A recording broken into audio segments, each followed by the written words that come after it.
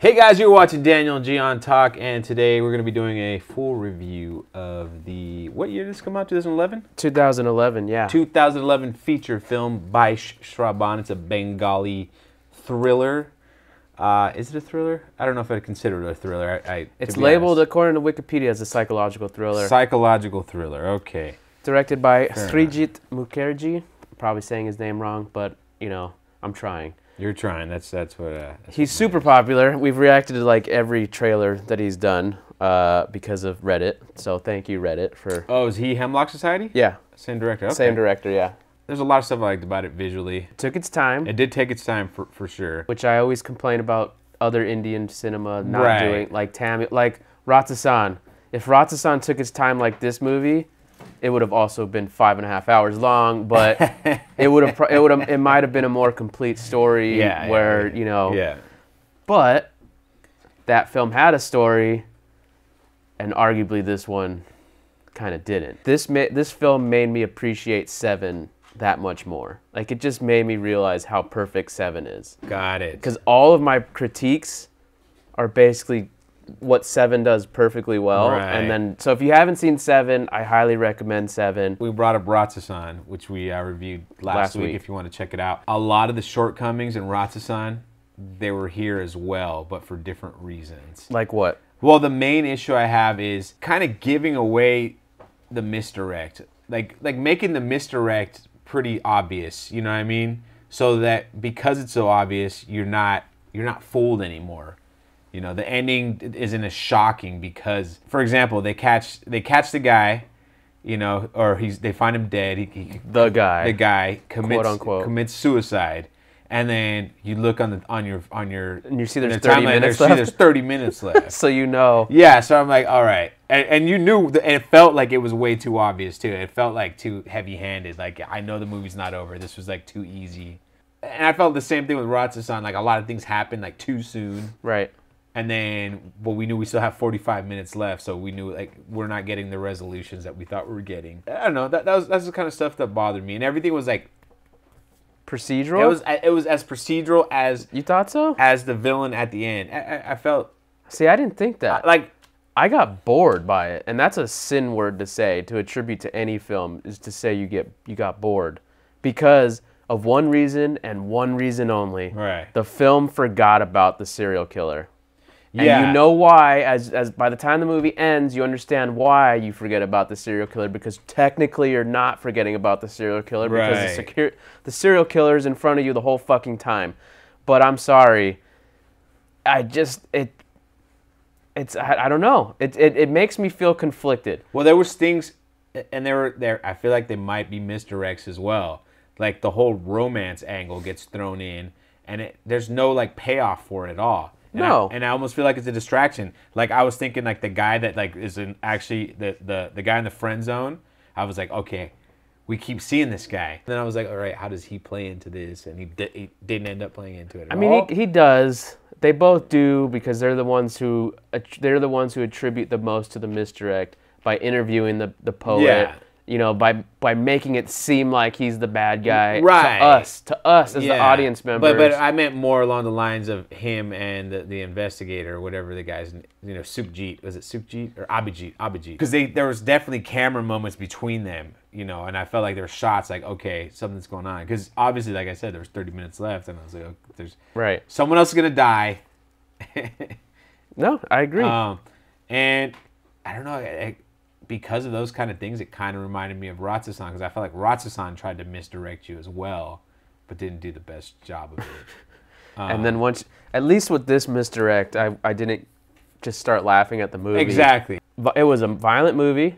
The movie knew it was violent, this one. That to me was a plus. It didn't stray away from that. Although you didn't really see it either. I was going to say, although it took more of a Hitchcock approach, where it was kind of just sound effects.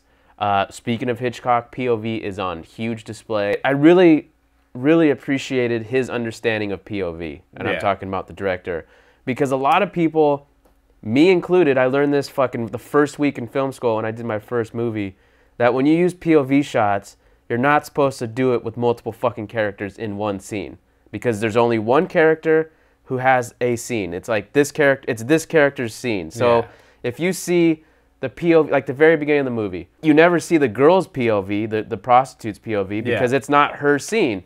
Even though she's the victim, it's not her scene. It's the serial killer scene. And that's a mature approach to filmmaking. And you see that problem happen sometimes on people who are less,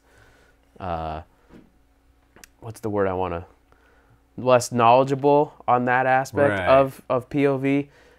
So that was good. Big fucking problem with the score, though. I mean, I felt like it was just, I don't know. It almost felt like a film school type thing where it was just like, there should be music here because why not? I didn't really pick up on that as much as... How'd you watch it? Laptop? On the laptop, yeah. That's probably why. What I did pick up on was like every single song sequence was, you know, I watched them, guys. I know you guys said make sure to watch them. I didn't know what they said. We didn't have subtitles, but they were all montage sequences, which I appreciated. You don't need the song for the montages, in my opinion. No, the songs didn't. Visuals are first. The songs did not fit tonally at all. They were like, we don't know the lyrics though. Fuck the lyrics. I don't care about the lyrics, man. Like that's. I'm sorry, guys, and I understand. Like that's a big thing for a lot of people. I don't listen to lyrics in American songs. Well, see, my argument is it's visuals first, because if the visuals aren't telling a story, then I don't care what fucking song you have in there. You could have the God song from wherever the fuck, and he puts it in there. If the visuals aren't telling a story, it doesn't matter. Right. Because I should be able to watch those sequences on mute and still know what's going on. Right, because there's no dialogue. Because movies are a visual medium, not a fucking theatrical musical experience. I'm sorry, it's not. So I'm with you on that. But I will just say that I don't know, I don't know enough about music from not this country to really understand the context, because maybe that song to other people in other countries registers differently. Well, it obviously does from the comments that we get about the songs, I don't think you're wrong, though. I'm not arguing with you.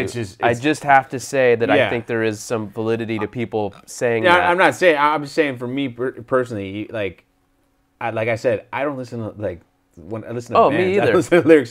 The music is the most important part, and they could be talking about farting on his hand and smelling it, like cupping it over his nose. As long as the music is good and it hits hard, I'm good to go. But I just felt like the songs were like just out of place, and they messed up with they stretched out the movie, and they kind of messed up with the pacing of the movie too, because it had like nothing to do with the overall arc of the story. I thought you were talking about the songs for the montage. I thought you were talking about the overall score. No, I'm talking about the songs in the montage. Oh, okay. Like you hit these montage sequences, and it really has nothing to do except for the very last song. The very last song, which for me was also the biggest misdirect, was it seems like dude's getting his life together, that everything's going into a positive, right? And then boom, we fall off the cliff where we find out, okay, he's the real murderer. But let's get in. Let's talk about the ending, because the ending. I've already mentioned film school. If you want to talk about film school 101 ending, that's it. Now you can make the argument that it's a poetic ending because the whole film's about poems. Right. Shakespeare ended in suicide. Romeo and Juliet, all this stuff. This is not a Romeo and Juliet tale, but like, there's a certain poeticness to him killing himself. Okay, whatever. Well, and it was the Seven thing. It was Kevin Spacey at the end. But see, that's why I don't. In Seven, he doesn't kill himself. No, but he makes the other guy kill him. But but that's a way better fucking ending. I didn't see now you got me wrong. I didn't say this was as good. I'm saying it was the same kind of ending as well, where he had this whole he came up with this whole thing, and at the end he knew he was gonna die. The whole point was to make himself die. And I think it doesn't make sense to me, because I don't understand why. Well, I don't think that's a good twist. I just don't care. I think the problem that's the problem, is that there was not enough weight anywhere. Why build up the fucking hero and his girlfriend and all these other characters, and then you don't build up the killer? Oh, we see one or two flashbacks, and now I'm supposed to so let's see, what do we get from him? He's a hard ass cop, right, who enjoys just beating the shit out of people. He's a sociopath, pretty much. Yeah. And so when it's revealed that he's a killer, I'm supposed to be like, oh goddamn, wow. Right, exactly. The guy who had sociopathic tendencies is the fucking killer. Even though he's not. It's his fucking underling fucking... Yeah, and that's what I'm saying. Like, even his motivations were, like, kind of weak. They didn't make any sense. Like, what was this, like, a revenge? This is him to I don't know. Exactly. Like, it's like, I'm going to set up this string of murders. It doesn't make any sense. Hold on. I'm going to set up a string of murders on homeless people as a way of getting back at the guy who fired me or got me fired. And that doesn't... No, it doesn't. Kill cops! It doesn't make sense at all. Exactly. And not even to mention... And is it because, you're making their life complicated for a few weeks by murdering homeless people? Which they're like, oh, well, okay, the key thing we see is all these people are like lower class. It's because he wanted to be back as a cop. Yeah. They wanted to bring him back as a cop, which is another thing that doesn't make sense because when we first meet him, he's like a drunk. And then all of a sudden they're like, we need this guy. We need to bring him back. Why? Well, you guys are not competent on your own? Like, has the fucking police force just gone to shit since he left? They were talking about him. They weren't saying he was a great investigator either. They just said he was like a great interrogator. Yeah, he was a hard ass. You can't fucking interrogate someone if you don't even know where he's at. Yeah. Like, how are you going to interrogate a serial killer who's fucking hasn't been captured yet? For a film that was, trying to be complex, I felt like it was pretty straightforward for the most part. There wasn't, anything that really... I mean, there was little, like... It's something like if we watch it again, maybe with the comments, we something we might have missed, whatever. I'm not necessarily something that we missed, but just things that, like, we're picking up on these things. Like, for example, like him, when they first meet him, he keeps calling for a servant, and the guy's never there. And I was like, okay, this is a sign of him being crazy, but now in retrospect, that no one was paying attention to him, of him being crazy or whatever. He wasn't there because he was at the other place. In retrospect, that was the sign of him being the actual killer, although he wasn't really the killer. Right. He said a fucking greedy guy kill people. And I think we've been a little negative on the movie, but there was a lot that the movie did right. I do think... I think on a technical level, it was pretty strong. 100%. Yeah. Like, it's definitely... Performance-wise, it was pretty good. Yeah. Even the guy who ended up being the serial killer, I feel like he had his over-the-top moments but not the whole time, just in little moments. I mean, it was a little melodramatic at the end as well, like just shoot yourself already, bro. Like, why do you keep talking, man? Well, I think that was supposed to be another misdirect because I think it was supposed to look like he was going to kill the other guy, but I knew right away he was going to kill himself, and that's why I was like, fuck, please kill the hero, please kill the hero. And they kept looking at the chair, so I was like, okay. That's what I know. He's gonna get loose. He's gonna get loose and save himself. But no, it happened exactly like I thought. Yeah. But like I said, visually looked good. I thought the sound was good. I wasn't sure if they were ADRing or they had. It was kind of like a weird mixture, but at least they had background noise. Yeah. They had the background, but the score, man, was just too overpowering. I just wish that. I don't know why there was just so much score involved. Like, it really bothered me. You almost start watching stuff on your laptop, man. Apparently. And you know what? Honestly, it made me feel like there was a lack of confidence in, like, silence. Like using the score to kind of cover... I felt like that. And I might be completely wrong, but it felt like, oh, there's a bunch of silence here. Instead of just letting it be real, right. He felt the need to do that. But we have a few questions Let's get into our new segment. Oh, Jay Shearer... translator extraordinaire. Let's see. Did you actually find it very similar to Righteous Kill? Because I didn't think it was, although they had... Oh, yeah, this movie's based on that, by the way. Oh, is it? Yeah. I didn't pick that up. Me either. So sorry, we're going to skip that one because we have no idea. Well, I don't remember. Let's talk about it. Here's the difference between this and Righteous Kill. Righteous Kill was short. Well, and it was centered around De Niro and Pacino and their rivalry or whatever, their issues as friends. This one, while it had that with the police chief or whatever he was... It was about something else entirely. It was about a detective that had nothing to do with everything that was going on. Did you find it difficult to understand the Bengali culture, like Bong's love for literature and poetry, since it is a kind of foreign culture for you? And did it hamper your understanding or enjoying the film in any way, especially since one big plot twist shock reveal is based on the assumption that the audience is familiar with the name Rabindranath, most famous Bengali poet who died 70 some odd years ago, who you may not know. No, the cultural issues, not at all. The poetry part of the movie. I thought that was just an angle. Yeah, another angle. That's what separates this movie from being a 7, because the poetry was the angle to right. I didn't feel like it was, but I didn't feel like lost culturally, and I felt like I've heard this name before, but I didn't. But I knew he was dead the whole time. Like because people kept mentioning his name. And you could see the reactions on the people's faces when they said the name. Yeah, exactly. Like, dude was crazy. Like, yes. obviously was crazy. Yeah. So I didn't know that, and I won't pretend that I did, but I knew that there was something, like, anytime in a movie you continue to mention a name that you never see, that means you need to pay attention to it. Right. And then you start paying attention to the context of why they're being mentioned and that these people started dying, and before the end I was able to piece it together. And in terms of Bengali culture, yeah, it felt like an Indian film to me. Yeah, you guys would have to tell us what specifically. Yeah, I mean, I know that I've seen in the comment section that Bengalis are like really big on poetry and stuff like that, but you know, I don't. That didn't come through. No, and not in a bad way. No, not at all. It wasn't anything like I was confused by it or anything. Did you see the final twist coming? If yes, approximately when? If not, did it surprise you? Did not surprise me. I didn't necessarily see it coming. I didn't see. But we already talked about that. Basically, right when the guy that we were being misdirected to think was the serial killer, I knew it was somebody. Right. Technically, it wasn't the cop. Technically, he wasn't the killer. Right, but so like I'll be technically, honest, I didn't see the help being the killer. Honestly, I didn't see that cop being the killer either because like I said, there was a bunch of other different little sequences where I was like, you know. So part of me thought that maybe the main character was crazy, and then it was him doing all the killing too, and maybe that was the romance. I thought maybe that was it, but I was hoping that it wasn't. I'm so glad that it wasn't. Your take on a thriller without much visible violence or bloodshed? What would more gore violence have been better? I don't think that for me personally, the gore violence. Yeah, no, that doesn't make a thriller a thriller. It didn't change. You watch any Hitchcock film, and he's considered the master of suspense, the master of thriller, and you never see gore or violence. In my opinion, I still stand by what you said earlier that this is not a thriller. It's like you could argue that it's a psychological thriller, but that doesn't. Yeah. It wasn't there were thrilling moments, but then like I said, the film focused on other things. Yeah. Like it made a detour to focus on the guy's relationship.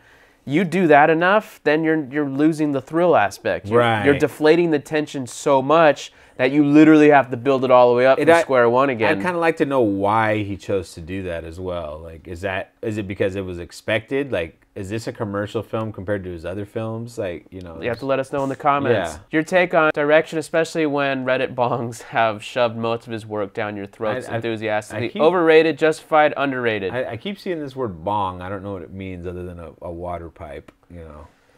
Well, I'm going to assume that it's not offensive, and if it is, don't blame us. Yeah. But overrated, justified, underrated. My answer is haven't seen enough of his works to have a firm opinion.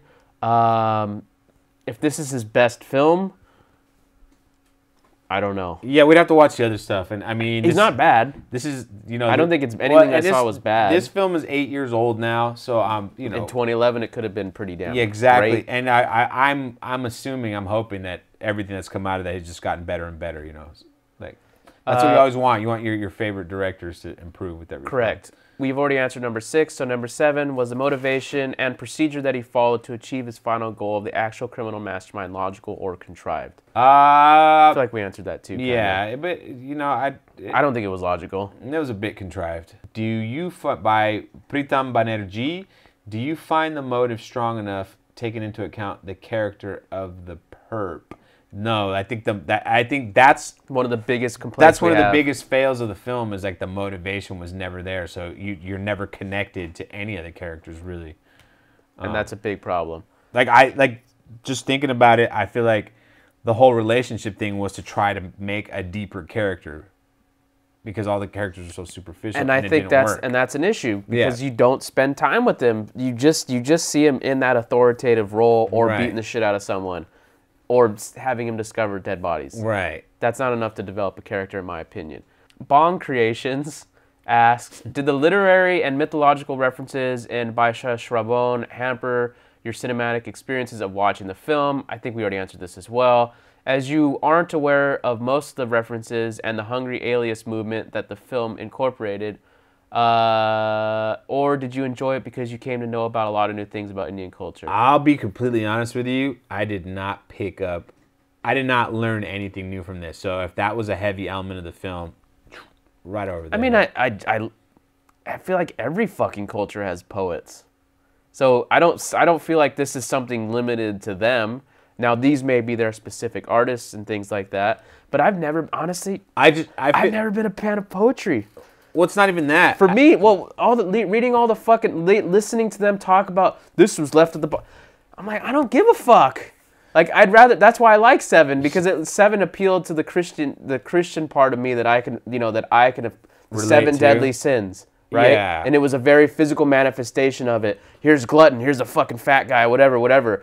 This is like, it's so fucking sophisticated that the pretentious side of me just turns it off, because I don't care about that. I just don't think it, like, the film was about poetry, or about a guy using poetry to murder people, or that was his calling card.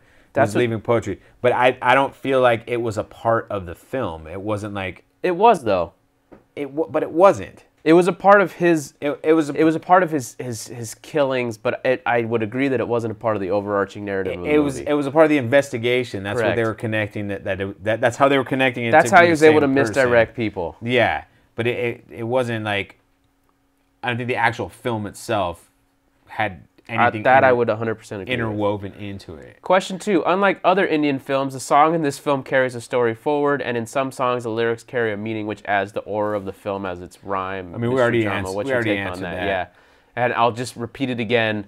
Film is a visual medium. If you fucking were to take music away, the film should work, and if it doesn't, then there's something wrong. Rickon. How you doing, Rickon? What did you guys think of the heavy use of the background sounds? I felt it was too much and were force-feeding us by telling us that now it is serious. It was loud and used too much. I feel like I watched it on my laptop, so I didn't get as much dynamic I 100% sound. Agree. I have no, like, yeah, I agree. That's a better, more accurate way to describe it, actually. I mean, Rickon, we don't have to answer your second thing because I 100% agree with you. I think I said that already. Well, let's just read it, just to be fair. Just your input on the songs and tonal shifts. I didn't like the love songs because they were just abrupt. Agreed.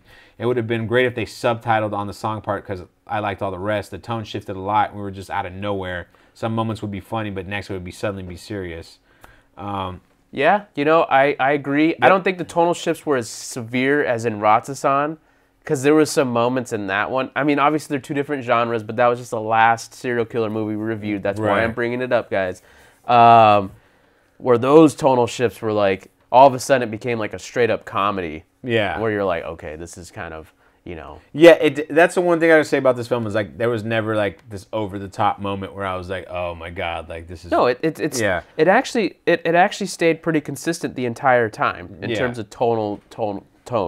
But what would you rate it? Those are all the fan questions. Thank you guys for submitting those, by the way. And for the next review, we want to keep this going. So the review on the link on the screen is where you're going to submit questions. For Razi. Yeah, for Razi, that's the next review. But final thoughts, final score. What do you rate this? I like that it was different for sure. I appreciate that. But overall, I'd probably give it like a 5. Wow, that low, huh? Yeah, No, that's your opinion. I liked it more than Ratsasan, but it's definitely not going to be one of my favorites. For me, it was about a 6.5, maybe a 7. I think if I were to watch it on second viewing, knowing everything, then I can really, really, really see his intentions. Yeah. Because if I rewatch this, knowing everything, the movie might just elevate itself because obviously as a filmmaker, you're making a good movie from beginning to end. I feel like M. Night Shyamalan makes movies for like that first experience. Right. You watch an M. Night Shyamalan movie again and you're like, okay, I don't really care. Yeah, the Sixth Sense isn't as impactful the second time. Exactly. Right. But sometimes even people like David Fincher, even though I love Seven, and each time you watch Seven, it gets better and better. For me, you watch a movie like Gone Girl. Right. After that first time, it's not even close to the same movie. No, because you know everything, and now the twist, like it's just once you learn the twist for Gone Girl, like the movie's done. It's a completely different film when you watch it the second time. Yeah, the first time you watch it, you look at Ben Affleck the first half of the movie. You're like, oh shit, and then the second half, the whole time. Yeah. So yeah, like I said, 6.5, maybe a 7 upon second viewing, but it was an average movie. I mean, do you see yourself watching it again though?